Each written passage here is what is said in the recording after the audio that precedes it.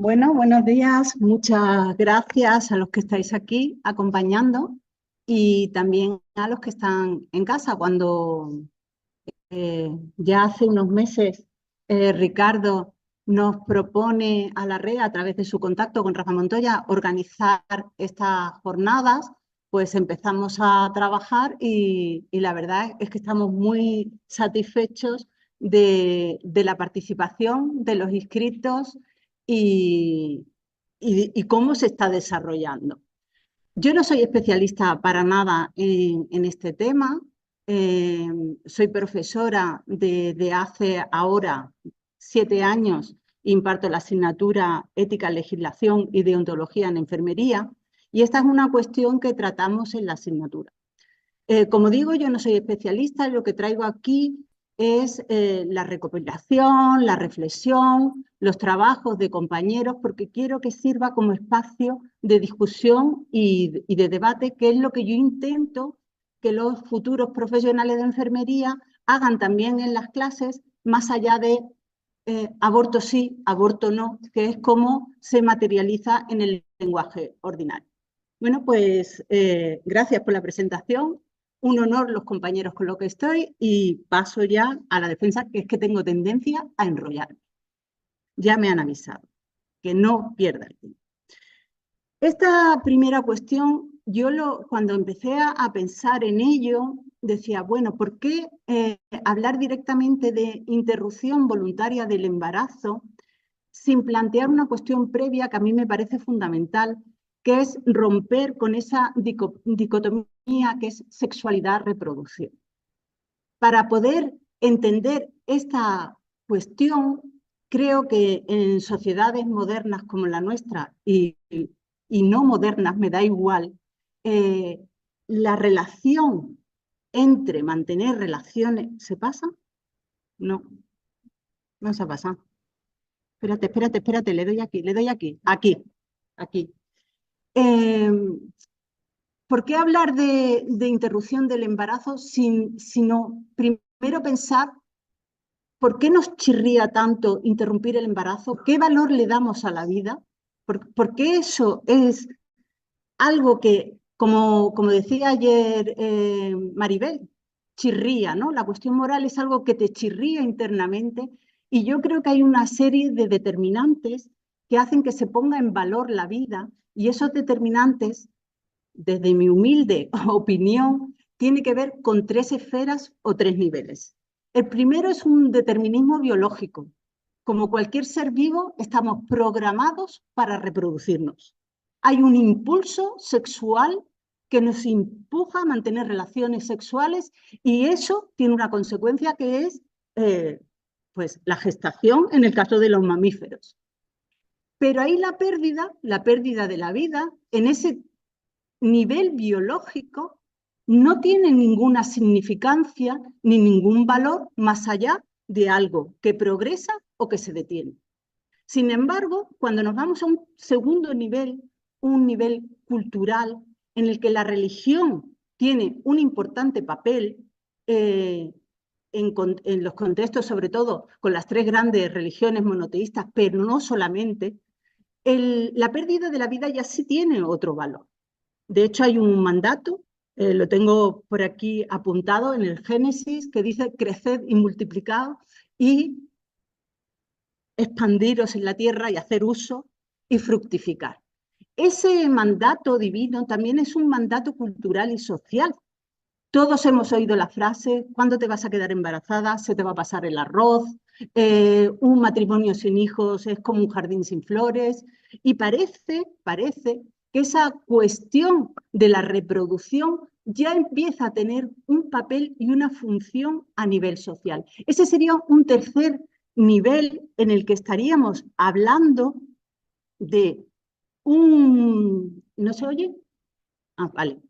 Del que estaríamos hablando ya de un nivel más macro, incluso económico, me atrevería a decir, en el que los ciudadanos somos necesarios tanto para constituir nación como mano de producción. Y, ¿por qué no?, en nuestra sociedad también, como grandes consumidores que sostienen esta economía liberal en la que estamos. Entonces parece que hay tres cuestiones que marcan esa importancia de la vida, de mantener la vida, de perpetuar la vida, que se juega en lo biológico, en lo cultural religioso y en lo político y también en lo económico.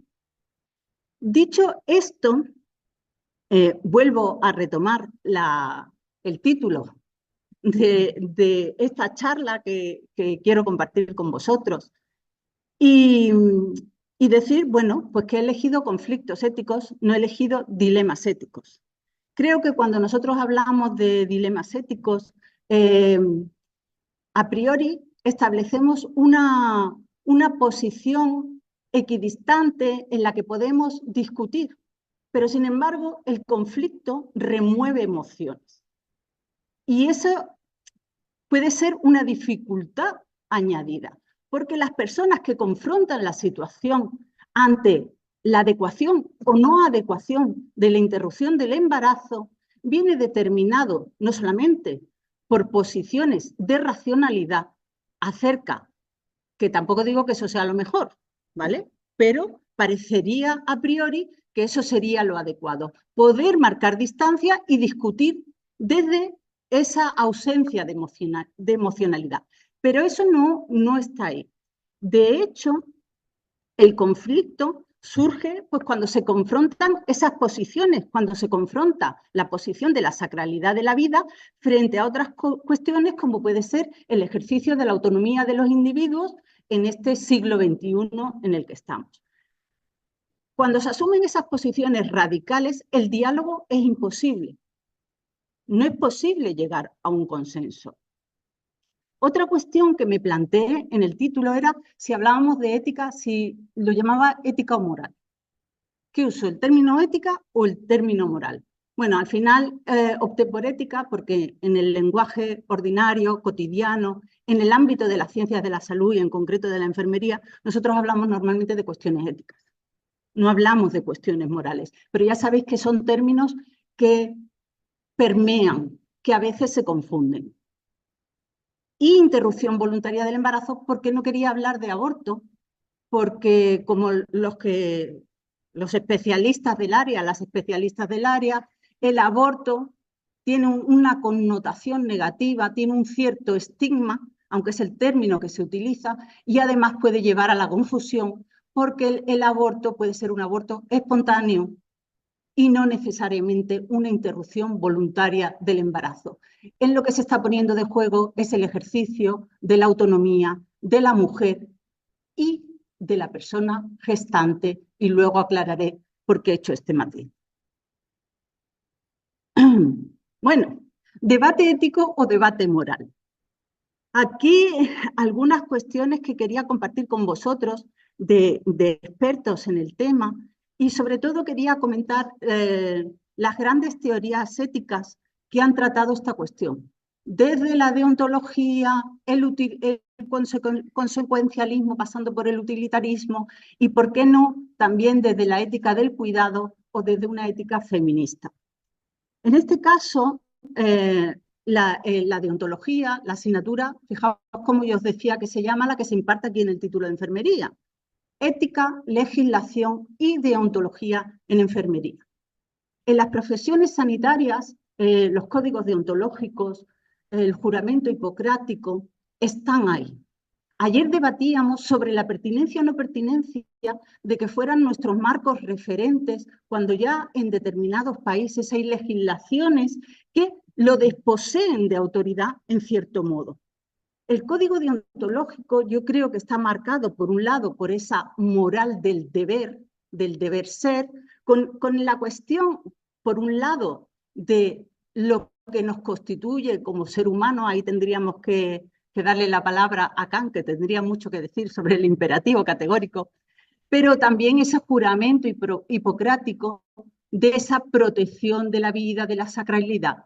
Pero, sin embargo, si nos vamos a una posición más kantiana, más postkantiana, más modernista, podríamos decir que ese juramento también da lugar y espacio a otros valores, como puede ser la cuestión de la dignidad humana y el ejercicio de los derechos humanos como normas de consenso que podemos retomar los ciudadanos a partir del cual hablar. En cuanto al utilitarismo o esa búsqueda de la máxima felicidad o pasando por el utilitarismo de la regla de 1000 o el consecuencialismo más moderno, el contractualismo, pues algunas puntualizaciones, ¿no? Por ejemplo, Peter Singer, que trabaja mucho con Sabulescu, que comentaba Emilio, él hace una propuesta de la interrupción voluntaria del embarazo como un asesinato sin víctima, porque después de un desarrollo teórico, pues plantea que el feto no tiene estatuto moral y por tanto el estatuto moral no debe de ser considerado a la hora de decidir interrumpir o no interrumpir el embarazo. Esto, por supuesto, es debatible, o sea, ¿qué es de lo que se trata al final? Como todas las posturas que voy a comentar.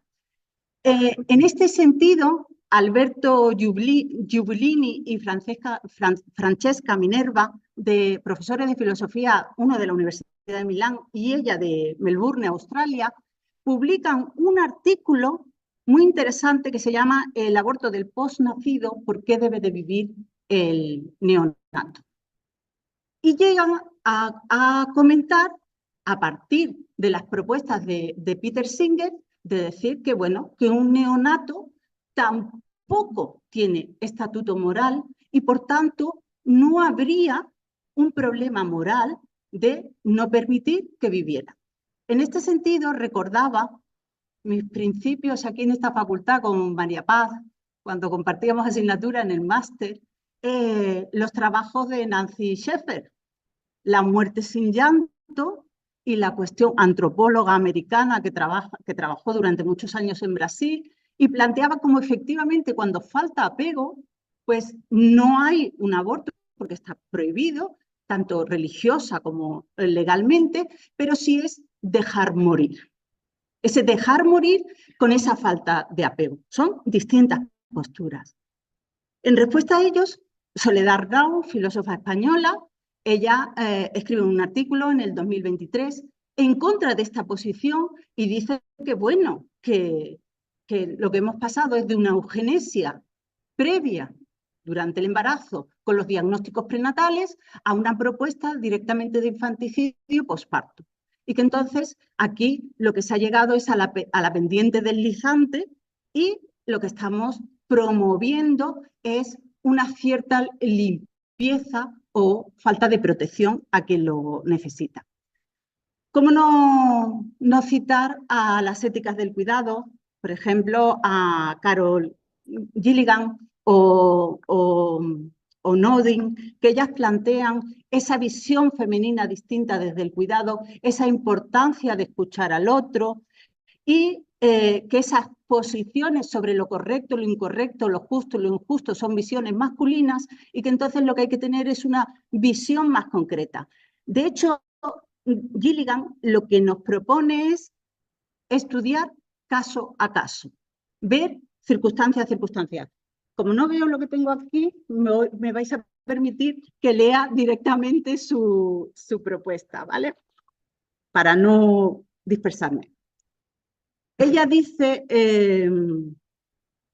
Nell Noddings, operando bajo la vía de una ética del cuidado, no es probable que el aborto en general sea correcto o incorrecto. Tendremos que indagar los casos individuales. La cuestión moralmente relevante no es si la mujer tiene derecho a decidir sobre su propio cuerpo, tampoco es cuando comienza la vida, sino cuando comienza la relación de cuidado. Y en ese sentido, remito otra vez a los estudios de la antropóloga Nancy Sheffer. Sigo avanzando y voy rapidillo. 5 minutillos. Bueno, la interrupción voluntaria del embarazo. Yo creo que las que estamos aquí podríamos considerar que en ninguna concepción el aborto en sí mismo es un bien, que de hecho la interrupción del embarazo somete al cuerpo de la mujer y a la mujer en sí misma a nivel emocional y afectivo a situaciones de riesgo. Por tanto, en sí mismo no es una cuestión deseable. Muy interesante el trabajo de Susana Ortega y otras autoras que hablan del silencio social que supone esa interrupción del embarazo en las mujeres por el daño que se produce. Queremos dotarlo de, ¿cómo lo diría yo? Una técnica aséptica. Se interrumpe el embarazo y la mujer continúa con su vida. Pero esto no es cierto. No es algo inocuo, ni a nivel físico ni a nivel emocional. Paso otra vez y voy avanzando. No, aquí, la pongo aquí.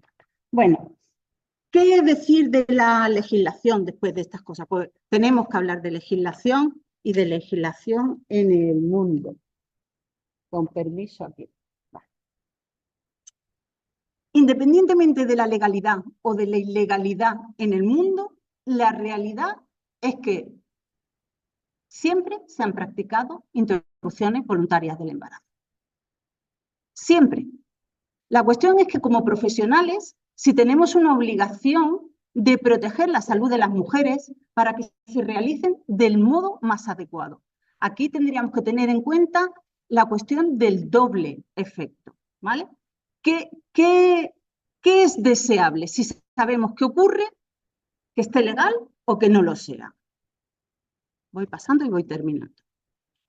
Tenéis una presentación de los distintos lugares en el mundo y de la distinta legislación de los lugares permitidos y prohibidos. En los últimos años han habido cambios importantes.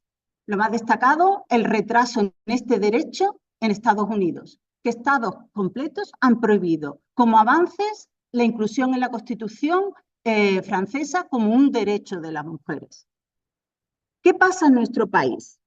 En nuestro país, la ley actual del 2010, que sustituyó a la del año 85, reconoce el derecho de las mujeres, es una ley de plazos y, según la información referida al año 2022, se practicaron más de 98.000 interrupciones en España. La mayoría de ellas en el primer supuesto. El primer supuesto es decisión libre de las mujeres hasta las 14 semanas. Los otros supuestos, que son supuestos médicos o clínicos, pueden ir hasta las 22 semanas en caso de riesgo para la salud de la madre o de enfermedad en el caso del feto, o más allá de las 22 semanas en el caso de incompatibilidades para la vida. ¿Vale? ¿Pero qué pasa? ¿Qué está pasando en España? Pues que la ley también dice que es un derecho y que el Estado, los profesionales, somos corresponsables de que ese derecho se ejerza. Sin embargo, en lugares como Extremadura hay un único centro privado que realiza interrupciones del embarazo. En el caso de Andalucía, tenemos un solo centro público que realiza interrupciones de embarazo, siendo una de las poblaciones, una de las comunidades autónomas más pobladas, y 8 que son privados o concertados. Eso lo que plantea es una situación de inequidad clara de acceso a la prestación. En este sentido, el Tribunal Constitucional, en el año 2021, condenó al Estado, por el caso de Antonia Correa, en el que se le obligó a desplazarse 400 kilómetros para realizar una interrupción del embarazo. Algo, como decía Emilio, la objeción de conciencia, algo tenemos que decir. Claro que la ley recoge que es un derecho. De hecho, gracias a la promulgación de la ley de eutanasia, el año pasado la ley de interrupción voluntaria del embarazo se modificó e incluyó el registro de objetores. Porque resultaba que en lugares como Granada, que nunca se ha producido una interrupción del embarazo a petición de la mujer, sí hay clínicas privadas que lo realizan. Entonces la ley dejó muy claro diciendo quien se declare objetor debe de serlo tanto en lo público como en lo privado. Eso lo que pone de manifiesto es un problema real, porque una cuestión es declararse objetor, como decía él, los cripto, los pseudo-objetores, y otra cosa es ser realmente un objetor. Hay una cuestión social que obliga que los profesionales sanitarios se declaren objetores, porque hay una presión claramente social al respecto. ¿Cómo me voy a señalar? yo que me identifico como no objetor voy a dedicar mi vida profesional solamente a interrumpir embarazos? Ese problema es un problema real. Voy terminando. Por tanto, estos profesionales deberían de preguntarse acerca de la eticidad de su posición como objetores. Si realmente ese código, ¿no? Como decía también ayer por la tarde Maite Cruz, entre a favor y en contra está toda la masa intermedia, o como planteaba Paco. ¿Qué hay en esos grises? ¿Es una presión biológica? ¿Es una presión social? ¿Cómo me voy a señalar yo como alguien que quita la vida a un niño, a una criatura? Yo creo que los profesionales en ese cuidado, en esa atención, tendrían que tenerlo en cuenta. Y a futuro, y ya es la última, cuestiones que los profesionales vamos a tener que irnos repensando, porque resulta que la sociedad cambia y hay una cuestión hoy en día como la cuestión de la interseccionalidad que requiere un nuevo enfoque en el abordaje y en el tratamiento de estas mujeres. No es lo mismo una mujer migrante con problemas de comunicación, con bajos recursos económicos, no es lo mismo, o gente que está en esas alegalidades de acceso al sistema sanitario. Muy interesante el trabajo de Guerra Palmero. Y otra cuestión que quiero dejar aquí marcada, las nuevas transmasculinidades. La cuestión de la ley trans que se aprobó, el derecho de las personas trans a gestar, personas trans que también van a interrumpir sus embarazos. Porque nos podemos encontrar con personas trans que se someten a técnicas de reproducción asistida, que en un momento de diagnóstico prenatal se detecte una malformación y que decidan interrumpir su embarazo. O personas trans que sufran agresión y violación sexual y que como consecuencia de ellas queden embarazadas y que puedan decidir o que cambien de opinión. Estas cuestiones, los profesionales de la salud las vamos a tener que pensar, que el trato y el abordaje de estos pacientes sería distinto. Bueno, simplemente daros las gracias y decir que espero haber sembrado algunas semillas para pensar, para reflexionar sobre esta cuestión que es la interrupción voluntaria del embarazo.